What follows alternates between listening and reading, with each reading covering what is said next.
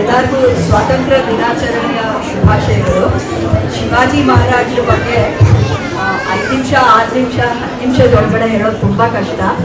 ಆದರೆ ಒಂದು ಸಣ್ಣ ಪ್ರಯತ್ನ ಮಾಡಿದ್ದೀವಿ. ಶಿವಾಜಿ ಮಹಾರಾಜರು ಎಷ್ಟೊಂದು ಜನಕ್ಕೆ ಅವ್ರ ಬಗ್ಗೆ ಹೆಚ್ಚು ಮಾಹಿತಿ ಇಲ್ಲ.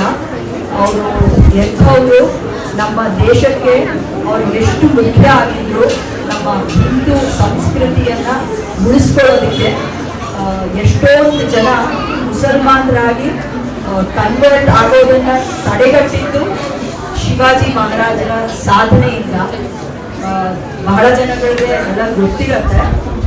ಚಿಕ್ಕಂದಿಂದಲೂ ಅವರ ಸ್ನೇಹಿತರನ್ನು ಕೂಡ ಆ ಥರ ತಯಾರು ಮಾಡ್ತಿದ್ರಂತೆ. ಒಂದು ಸಣ್ಣ ಇನ್ಸ್ಟೆನ್ಸ್ ನಾನು ಹೇಳಿ ಮಕ್ಕಳು ಪ್ರಸ್ತುತಿಗೆ ಎಡೆ ಮಾಡ್ಕೊಡ್ತೀನಿ. ಶಿವಾಜಿ ಮಹಾರಾಜರು ನಿನ್ನೆ ನಮ್ಮ ಗೋವಿಂದ್ ಪ್ರಭುಜಿ ಅವರು 2-3 ಸಲ ಮೆನ್ಷನ್ ಮಾಡಿದ್ರು. ಶಿವಾಜಿ ಮಹಾರಾಜರು ಆಟ ಆಡ್ತಾ ಇರಬೇಕಾದ್ರೂ ಕೂಡ 2 ಪಂದ್ಯ ಯಾವಾಗಲೂ ಕಟ್ತಾ ಇದ್ರಂತೆ. ಆ 2 ಪಂದ್ಯಗಳು ಹೇಗಿರ್ತಾ ಇತ್ತು ಅಂದರೆ, ಒಂದು ಮೊಘಲರ ಪಂದ್ಯ ಮತ್ತೆ ಇನ್ನೊಂದು ನಮ್ಮ ಭಾರತೀಯರು. ಅವ್ರು ಏನ್ ಮಾಡ್ತಾ ಇದ್ರು ಅಂತಂದ್ರೆ, ಯಾವಾಗಲೂ ಆಟ ಆಡುವಾಗ ರೂಲ್ಸ್ ಏನು ಅಂತಂದ್ರೆ ಯಾವಾಗಲೂ ಭಾರತೀಯರೇ ಗೆಲ್ಲಬೇಕು. ಇದು ಆಟದ ರೂಲ್ಸ್. ಸೊ ಅವರು ಮಕ್ಕಳು ಬೆಳೀತಾ ಇರುವಾಗಲೇ ಅವ್ರಿಗೆ ನಿಜ ಮಾತೆ ಓದನೆ ಶಿಕ್ಷಣ ಹೇಗಿತ್ತು ಅಂತಂದ್ರೆ, ಅವ್ರ ಮಕ್ಕಳು ಬೆಳೀತಾ ಇರುವಾಗಲೇ ನಮ್ಮ ಭಾರತೀಯ ಮಕ್ಕಳಲ್ಲಿ ಅದನ್ನ ಸ್ಥಿರವಾಗಿ ಮನಸ್ಸಿನಲ್ಲಿ ಇರೋ ಹಾಗೆ ಯಾವಾಗಲೂ ಭಾರತೀಯರೇ ಗೆಲ್ಲೋದು.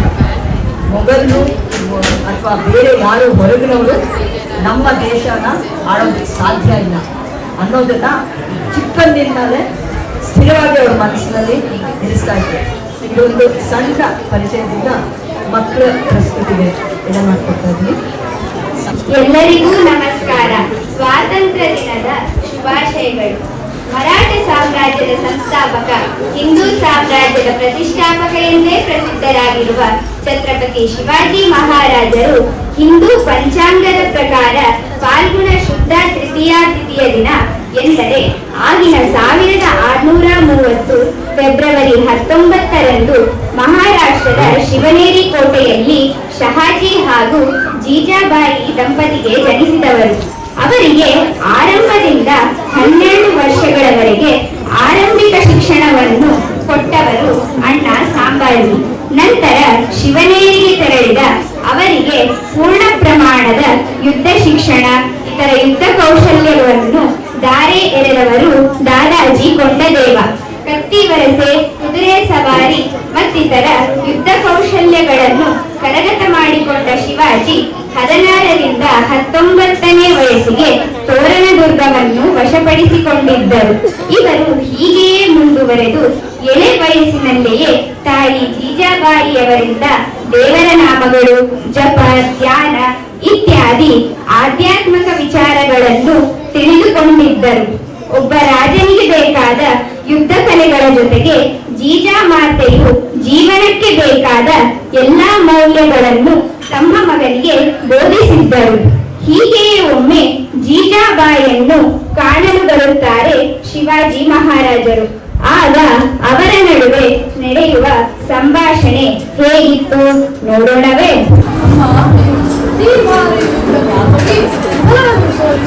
ನಮ್ಮ ಹಿಂದೂ ಧ್ವಜವನ್ನು ಪ್ರತಿಯೊಂದು ಕೋಣೆಯ ಮೇಲೆ ಎತ್ತುವಾಗ ನನಗೆ ಅತ್ಯಂತ ಸಂತೋಷವಾಗುತ್ತದೆ, ಹೆಮ್ಮೆ ಅನಿಸುತ್ತದೆ ಅಮ್ಮ.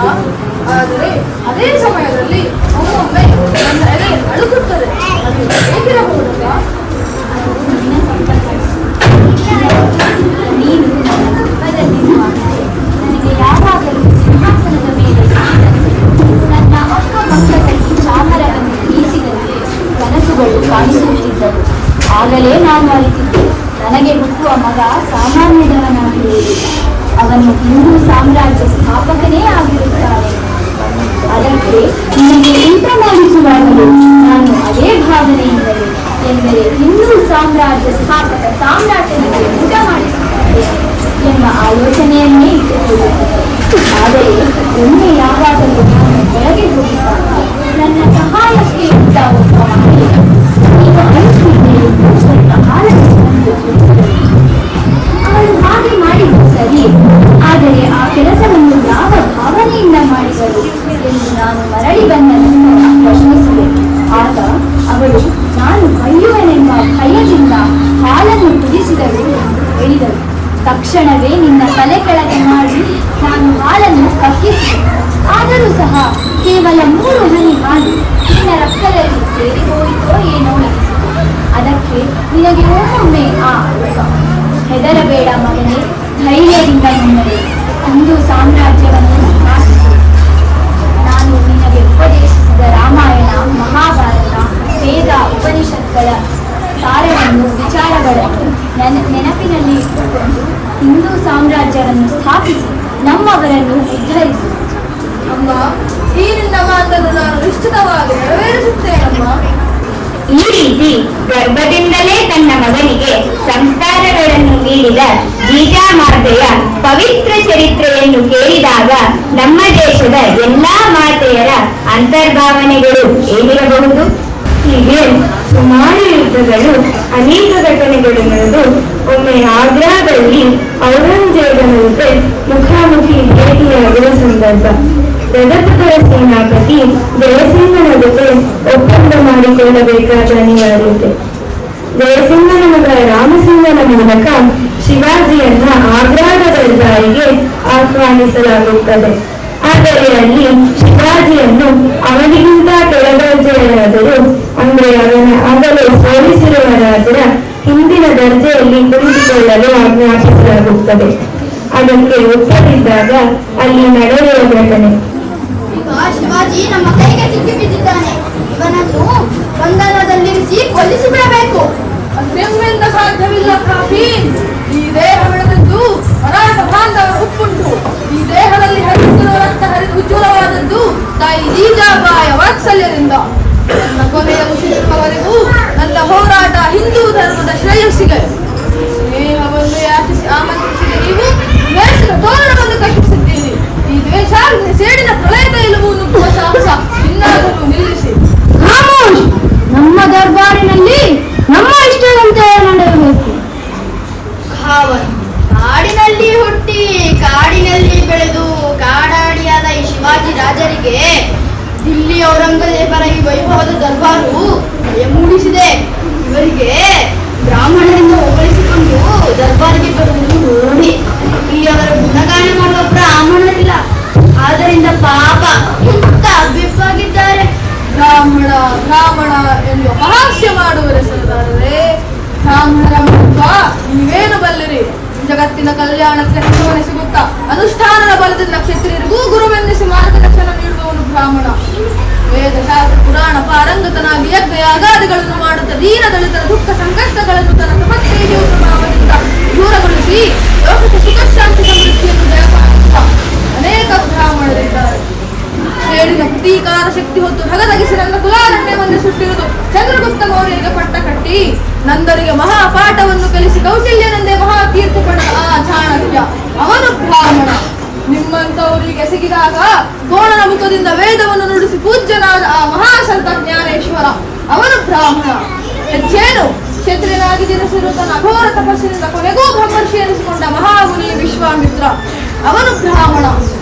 ಕಿವಿಗೊಟ್ಟು ಕೇಳಿ, ಸ್ವಾತಂತ್ರ್ಯ ಹಿಂದೂ ರಾಜ್ಯ ಸ್ಥಾಪನೆಗೆ ಕಂಕಣದ್ದು ವೀರಮಾತೆ ಜೀಜಾಬಾಯ ಪವಿತ್ರ ಧರ್ಮ ಸಂಭೂತನಾದ ಈ ಶಿವಾಜಿಗೆ ತುಳಜಾಭವಾನಿ ಎಳೆದು ವಿಜಯ ಖಡ್ಗವನ್ನು ಕೊಡುವಳೆಂಬ ಆತ್ಮವಿಶ್ವಾಸ ಮೂಡಿಸಿ ಕೆಟ್ಟವರ ಹಿಟ್ಟಡಗಿಸುವ ಘಟ್ಟವಾಗಿ ನಿಂತ ನನ್ನ ಸ್ವಾಮಿ ಸಮರ್ಥ ರಾಮದಾಸ ಸ್ವಾಮಿಗಳು ಅವರ ಬ್ರಾಹ್ಮಣರು. ನೀವೇನು ಬಲ್ಲಿರಿ ಬ್ರಾಹ್ಮಣರ ಮಹತ್ವ? ಇದು ಮೊಘಲ ಸಾಮ್ರಾಟರಿಗೆ ಅಪಮಾನ. ಇವರನ್ನು ಶೂಲಕ್ಕೇರಿಸುವುದು ಸರಿಯಾದ ನಿರ್ಧಾರ. ಬಂಧಿಸಿ ಶಿವಾಜಿಯನ್ನು.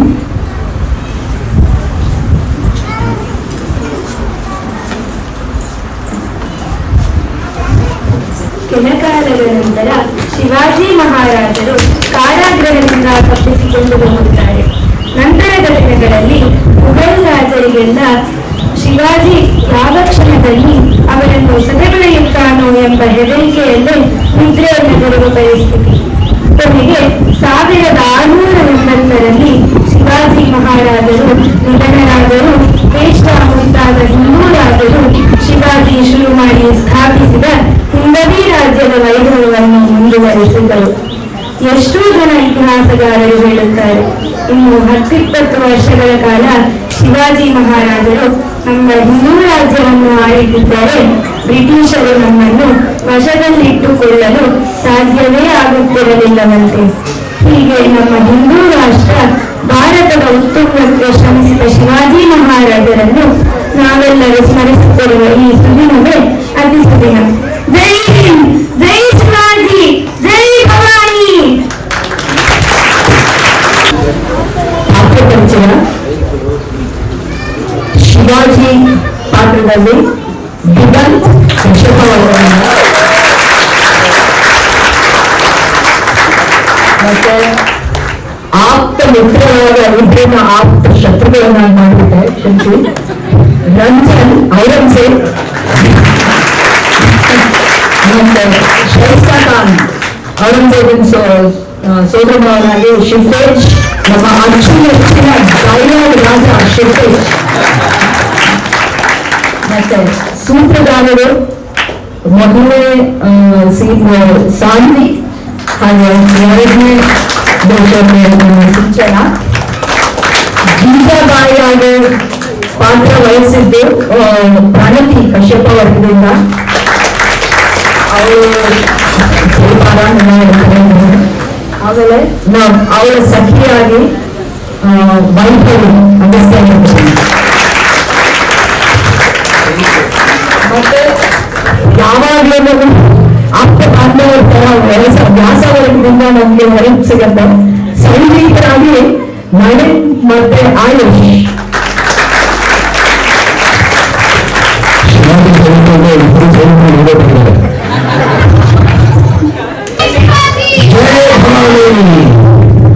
ಉತ್ತಮ ಉತ್ತಮ ಉತ್ತಮ ಅಸ್ತಿ. ಸುಂದರಂ ಸುಂದರಂ ಸುಂದರಂ ಅಸ್ತಿ.